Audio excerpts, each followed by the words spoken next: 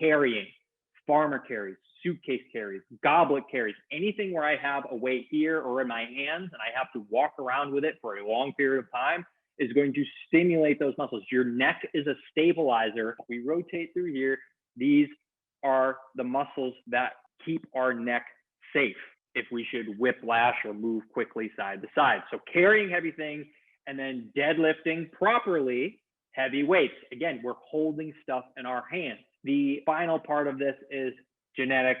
If you want bigger neck muscles, you got to pick the right parents. What's most important is that you're taking in the correct foods and that you're lifting heavy things to increase your muscle tissue, and the testosterone systemically will increase your neck muscles. Have a strong grip that will build a strong neck.